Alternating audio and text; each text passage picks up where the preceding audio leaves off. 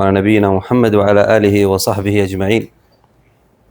أسأل الله سبحانه وتعالى أن ينفعنا وإياكم بما نقول ونسمع، وأن يجعل ما قلناه خالصا لوجهه الكريم، وأن يجعل مجالسنا عامرة بذكره سبحانه وتعالى، وأن يجعلنا من الذين يستمعون القول فيتبعون أحسنه، أولئك الذين هداهم الله وأولئك هم أولو الألباب.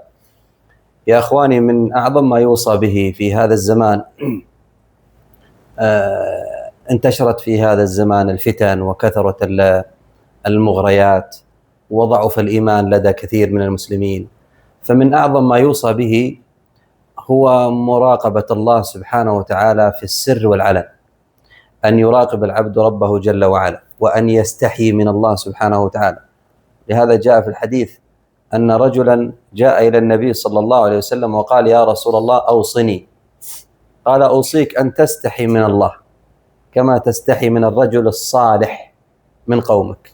الحياء من الله، حياء من الله وخشية الله وتعظيم الله ومراقبة الله هي أساس الدين.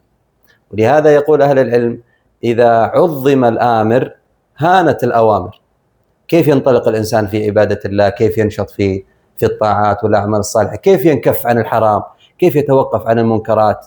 بتعظيم الله سبحانه وتعالى، بتعظيم الله سبحانه وتعالى. ولهذا النبي عليه الصلاة والسلام لما أوصى ابن عباس رضي الله عنه وكان غلاما قال: يا غلام إني أعلمك إيش؟ كلمات. هذه الكلمات تختصر لك كل شيء.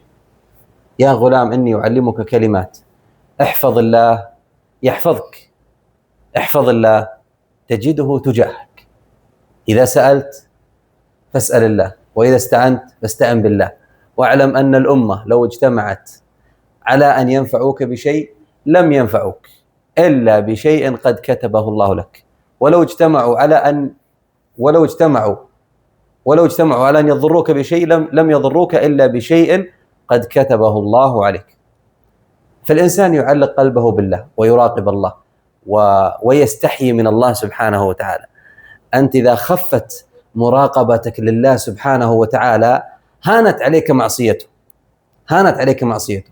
لهذا بلال بن سعد رحمه الله من علماء السلف يقول كلمة جميلة تستحق أن تكون قاعدة حياة.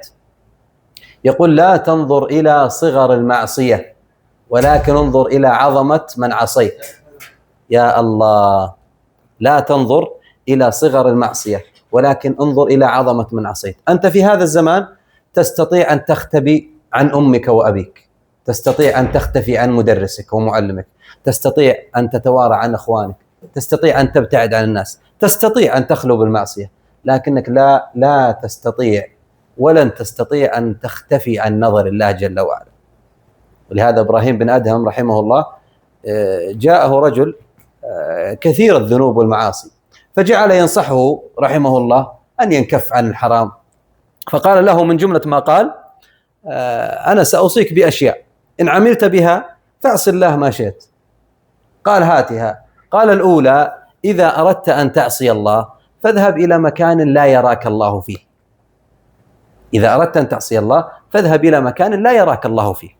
قال: وكيف يا إمام؟ والله سبحانه وتعالى مطلع على كل شيء. من أسماء الله يا أخواني الرقيب، من أسماء الله الشهيد، من أسماء الله البصير. أنت مكشوف وأعمالك مكشوفة ولا يخفى على الله من أمرك شيء. فكيف أنا أدخل الجنة؟ نقول بمراقبة الله. كيف أنجو من النار؟ نقول بمراقبة الله. كيف أجتهد في الأعمال الصالحة؟ نقول بمراقبة الله. كيف أترك الحرام والمعاصي؟ نقول بمراقبة الله. فتعظم الله سبحانه وتعالى وتراقبه بهذه الطريقة تنجو من المحرمات. ولو سأل سائل قال: كيف أنا أعظم الله؟ كيف أراقب الله؟ كيف أعظم الله؟ هل هناك خطوات؟ نقول نعم، ذكرها أهل العلم. الأمر الأول أن تكثر من عبادات الخلوات، أنت كشاب في الليل، في ظلمة الليل أو في وقت الضحى وما عندك أحد، تصلي 2 4 ركعات، ترفع يديك لله جل وعلا وتدعو في مكان لا يراك فيه أحد من الناس. هذه العبادة في الخلوة هي من أعظم ما يغرس في قلبك تعظيم الله، ومن أعظم ما يغرس في قلبك خشية الله جل وعلا. وهذا أوصى به النبي صلى الله عليه وسلم. قال من استطاع منكم أن يكون له خبء من عمل صالح فليفعل. خبء. وكذلك مما يعينك على تعظيم الله ومراقبة الله جل وعلا الإكثار من ذكره بالليل والنهار. قال الله جل وعلا اذكروني أذكركم، وقال جل وعلا من ذكرني في نفسه ذكرته في نفسي، ومن ذكرني في ملأ ذكرته في ملأ خير منه. يقول ابن القيم رحمه الله في كتاب الوابل الصيب في فوائد الذكر، يقول ومن فوائد الذكر أنه يرفعك إلى مرتبة الإحسان. أتعرفون مرتبة الإحسان ما هي؟ هي أنك تصل إلى مرحلة أنك تعبد الله كأنك تراه، فإن لم تكن تراه فإنه يراك. فالإكثار من ذكره. وهكذا كان نبينا صلى الله عليه وسلم. تقول عائشة رضي الله عنها كان النبي صلى الله عليه وسلم يذكر الله على كل أحيانه. فيا شباب يا إخواني، والكلام والله لنا جميعا، لا تراقب أبوك ولا تراقب أمك ولا تراقب إخوانك ولا تراقب معلمك ولا تراقب إمام المسجد ولا تراقب أصدقائك. هؤلاء بشر لا يضرون ولا ينفعون ولا يملكون موتا ولا حياة ولا نشورا، وما عندهم جنة وما عندهم نار. الجنة والنار عند الله سبحانه وتعالى. فأنت إذا راقبت الله نجوت في الدنيا والآخرة. وإذا خفت مراقبة الله سبحانه وتعالى في قلبك فإنك تقع في المحرمات والموبقات. أسأل الله سبحانه وتعالى أن يعيننا وإياكم على مراقبة الله وتعظيم الله والحياء من الله، وصلى الله وسلم على نبينا محمد. اللهم جزاك الله خير.